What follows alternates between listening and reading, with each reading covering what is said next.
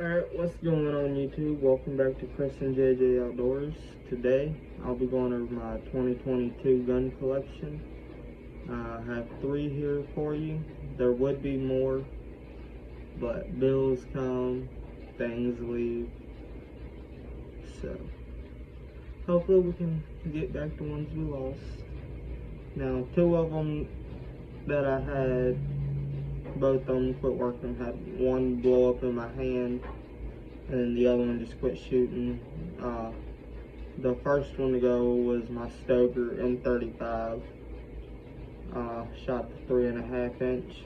We were doing some pest control on some crows. Me and my buddy got our permits for it. Has some 3-inch duck load in there. Duck load exploded inside the gun. Everything from the locking mechanism for the bolt, the little pin that you push to slam the bolt forward, the bolt carrier, and recoil spring all blew out the side of the gun. So I'm left-handed when I shoot. So when I got it up like this, right-handed gun, right past the side of my face. Then the second gun to go, when I replaced the Stoker, was a Benelli M4. I'm not sure what happened. I know it's not the recoil spring, there's a smaller spring in there, about the size of a spring you pull out of a little pin. It had broke. Now it would still cycle, but it wouldn't fire. So, I'm not sure. I put 5 rounds through it brand new. Just low recoil, double op bolt to sight it in.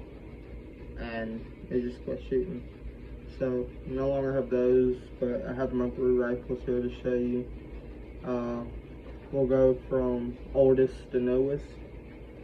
So, first rifle I got, I'm going to show you this engine. Now there are some in the mags.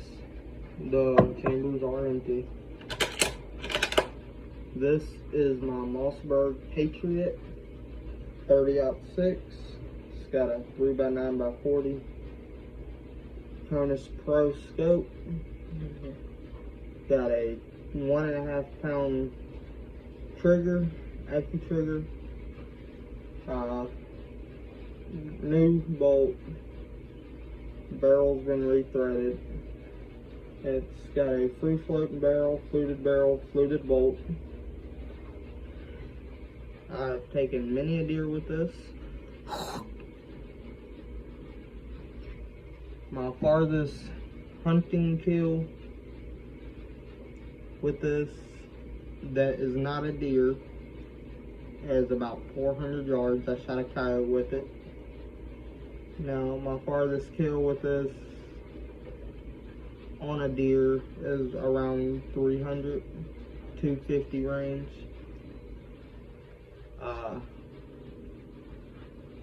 Killed many a deer, plenty of coyotes with it. It's got a 26-inch barrel. The bolt, push this little pin down right here after you raise it up, slides right out. Easy disassembly. You pull this right here up and turn it 180 degrees. Bolt innards come out, this pin falls out, your firing pin comes out, fire pins, well, your recoil spring, fire pin spring. And you just push the little button right here down to put it back in. It's got the Remington Model 700 safety. It's got a textured bolt, easier grip. Shoulder is really nice. Recoil is very manageable depending on what you shoot. Since I've had the barrel rethreaded, out the factory, you could shoot 140, 127 coyote loads out of this. You know, pattern fairly good. 150 and up really well. But when I was training as a DMR sniper in the militia, I got the barrel rethreaded because I wanted the bullet to have more spin going down range, stretching it out to 800 yards and so on and so forth. So now as a hunting rifle, that's not what you want to do, but it's the only rifle I had at the time other than my 20 gauge and my 12 gauge. And now the only things I can really get to group well with this is the 180, 220, pretty much bare loads, but hey, they still did job on deer. This is what I'm currently shooting. It is a Remington core lock, 180 grain, deadliest mushroom in the woods.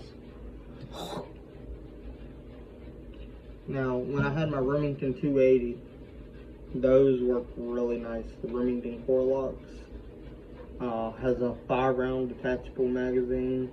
You can pick these up on Mossberg's website for about $50 a mag. It's a long bolt standard action. It just clips right in like this. It's 5+1, 5 in the mag, 1 in the chamber. You got a little recessed button right here. I wouldn't say it's really recessed. It has a divot for your finger right beside the takedown screw. So it's a mix between a recess and it actually poking out. But you just push that, falls right out.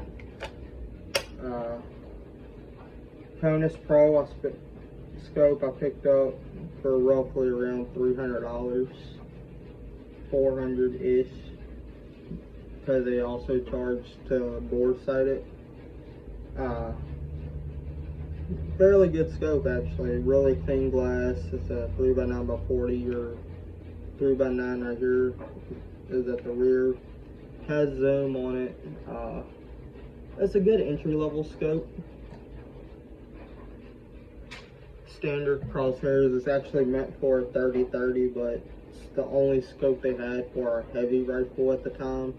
And the rifle I had it on was my Savage Model 120 Remington 7mm Magnum. Held up pretty good on it. Now shooting the 150 grain Remington 7 mags, I'd have to sight it in again about it after every other box due to the recoil and it being for a smaller caliber. With 30-06, I haven't had any problems with it. It's got the 26-inch barrel. I picked this up at Walmart for around $800 when they first come out. Now they're a lot cheaper.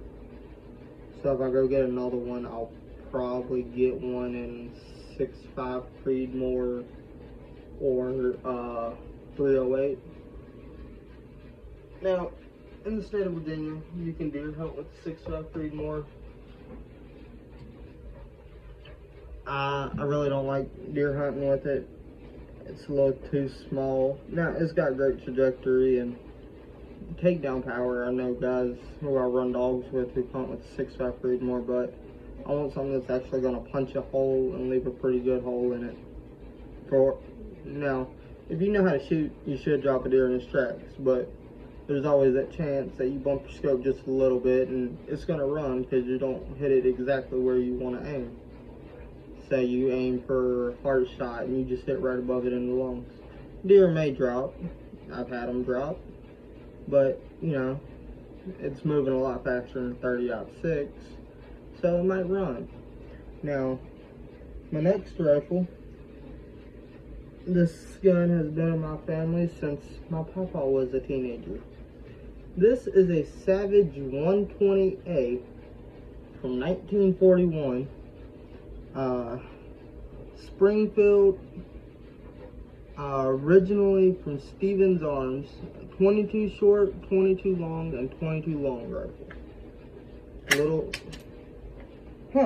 Still had an empty shell in it, my bad. I should have checked it. Just a little single action 22. If I gotta turn this a little bit so to close. It's a little plunger action. You pull the trigger in. And get the thing to come out. It likes to be finicky. But yeah. Pull the trigger, bolt comes out. Pull the trigger again. This gun is from 1941, so it's not the best. Now, this thing is accurate as it can be. A little plunger action single shot 22, iron sights. homemade sling from an old military belt I had. This guy has killed just about everything that walks in the woods. I'm sure of it. Because back then people really didn't care what they hunted with. It was putting food on the table. I'm going to use whatever gun I got available. One single takedown screw. I'm not sure what the trigger pound is on this. For what a little single shot 22 can do, this gun is really accurate. It's got a Weaver scope mount. Can't really find a scope that fits it unless you get a BB gun scope. The scope I had on it broke. So I don't know if I'm going to stick with iron sights or put another scope on it. Very lightweight, and from being from 1941 to now almost 2023, it's now September in Virginia as of recording this video. Urban bow season opened up today. I no longer have my crossbow or compound bow, so I'll be waiting until muzzleloader and rifle season sets in. I gave $25 for this gun. It's been in my family since my papa bought it brand new. It went to my uncle. Bought it off my uncle for $25.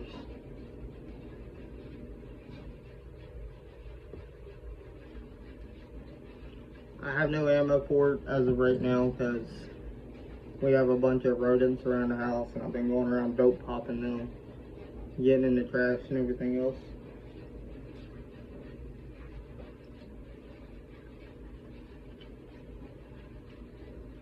Now, as for my new rifle, I just got this, and let me tell you, she is bad. This is my Diamondback Armory 5.56. Come straight from the factory. Magpul free floating M-lock handrail. It's a Diamondback AR lower, Diamondback AR upper. Not sure if the stock is Magpul or not. Has a Magpul MOE pistol grip with the hideaway compartment. Right now I have a battery in it for my flashlight I have mounted. Magpul 45-degree front grip, 2-point sling, a Faiachi pressure switch. It's the FL14. You have permanent switch, then you have temporary. Gave $30 for that flashlight. Has a standard Diamondback bird cage muzzle brake on it. The bottom of it's not ported like the top and sides are. I'm running a 3x9x40 Monstrum scope. Got that off of Amazon. Pretty good scope. Got it sighted in earlier. Going to take it out Monday, go coyote hunting with it. For 80 bucks, it's a pretty good scope. Really clean. I'm not sure how well y'all can see that. It has mil dots in it for long range shooting. Shoulders fairly well. One thing I don't like about it is this charging handle. I can't really get my fingers on it with the scope, so it's a one-hand charge. I have the bolt currently locked back. I don't want to slam it forward. I don't want ammo being in it, so ease that forward. It is M-lock. I'm not really used to the M-lock. I'm used to the Picatinny, so getting everything on there was a pain. 2-point sling. Magpul sling mounts, 360 degrees, and detachable. Push that back in, it goes back on, and it locks in place. Paid $500 for this brand new, just basic. All it come with was the foregrip, pistol grip, and mag. That it come with was a PMAG 30 round Gen 2. Picked 2 more up today. It's chambered in 5.56 NATO and 223 Remington. Not sure what trigger it has in it. Fairly light, to be honest. Shoulders really well. Makes a really good home defense gun.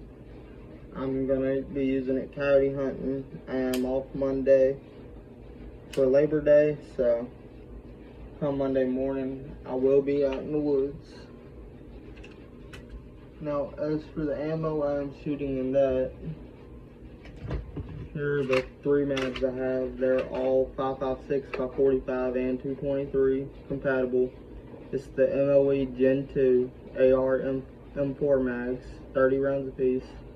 I am shooting the green tip 68 grain Winchester, and I forgot which one it was. The last 10 rounds in it are the 62 grain Winchester green tips, and the first 20 are PMC 62 grain green tip FMJ military rounds. 5.56 is pretty expensive right now. Each one of these mags alone was right at $15, and for 3 boxes of 5.56, 20 rounds a box, I spent right at $50.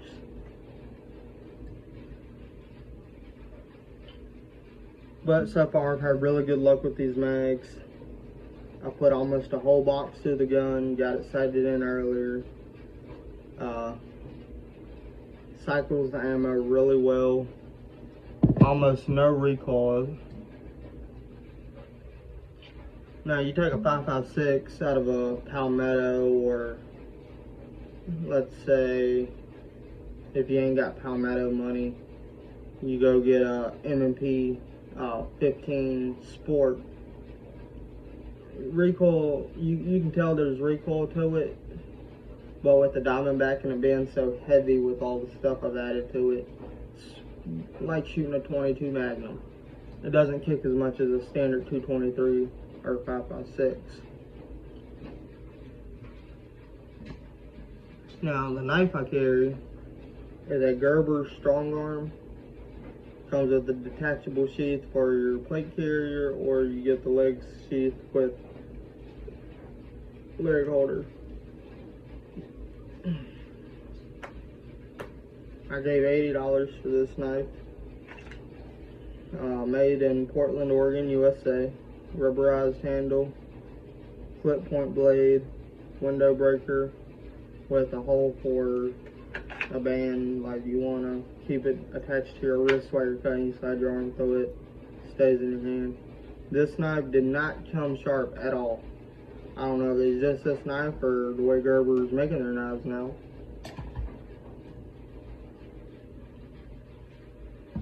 But originally when I got that knife, I walked in, I was like, you know, I could use a new everyday carry knife.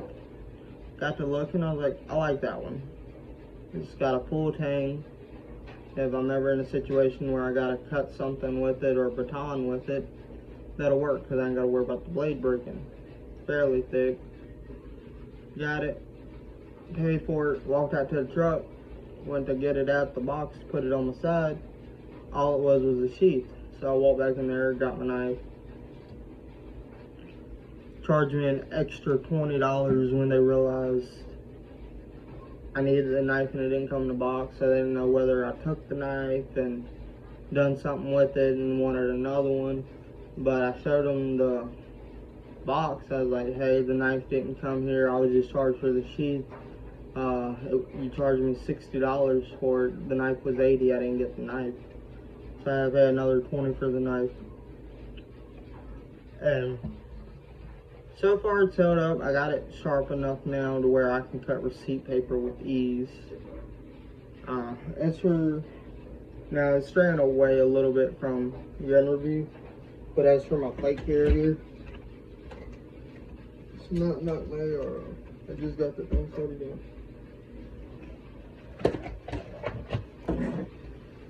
This is my plate carrier.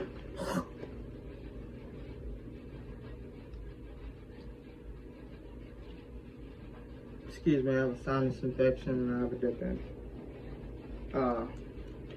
I forgot who it's made by. Hold on 1 second, I'll tell you. Yakeda Army ACU.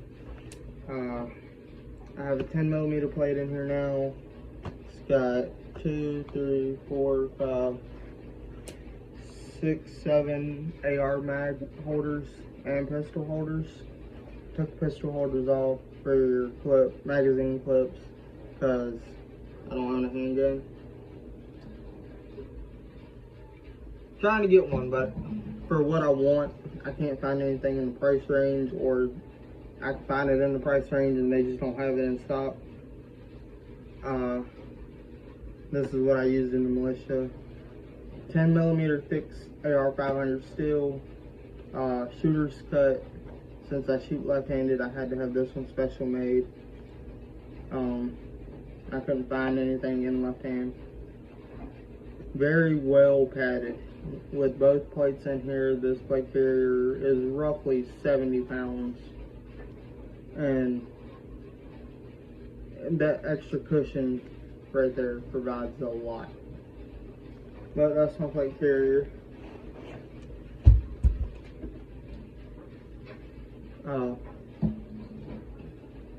As for the 3 guns, they've each got their special use. I use a 30-06 for deer, 22 for rodents, and the AR is going to be the new home defense coyote gun.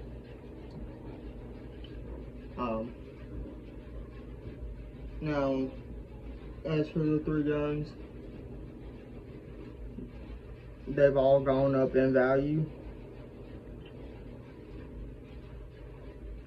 As for the 30-06 and 22, because of all the work I've had done to them. But I know I'll never, if I ever decide to sell them, I'll never be able to get what I got out of them that I'll put into it. So, as of right now, they're not going anywhere. I like them. And plan to pass them down to the next generation. My fiance had a hissy fit when I bought that AR.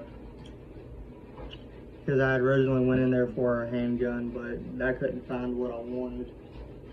I was originally looking for a 45, but 45 is so scarce around my area because so many people own them, you can't even find ammo for it. So, picked up the AR. I was like, you know, I've been wanting an AR for a while. It's a really good coyote gun. If I wanted to, I could hunt squirrel with it. Now, if I go across state lines to Kentucky, I can hunt deer with it. Eventually, I will change the buffer tube, the buffer spring, and the stock, possibly the trigger. Put an aftermarket precision trigger on there. I'm definitely going to get a suppressor for it, because that bird cage on there, if you are not wearing earplugs, your ears are going to be ringing for a while. That has a 18-inch barrel. My 30-06 is a 20-inch barrel, and it's got a lot bigger bullet. And I can shoot the 30-06 without ear pro with ease. I put probably 2 or 3 boxes through it before I really have trouble with the noise. That AR, I can put about 2 or 3 rounds through it, and it's like I'm holding a damn air horn to my ear and just holding it. So definitely got to do something with that. Other than that, that concludes this video. Hope y'all like it. Like, subscribe, share. Trying to get as many followers and subscribers on YouTube as I can. I know I don't upload as much as I should, but working from 5 in the morning to 5 in the evening, you really ain't got no time to make videos. So the next 3 days, I'll be making some videos. Tomorrow I'll be going to church in the morning. And if I can, I'll try to get another video out of me doing some random, probably cutting grass or weed eating. I've done landscaping for a couple years now. I'm working at a sawmill. But other than that, that concludes this video, and hope y'all enjoy.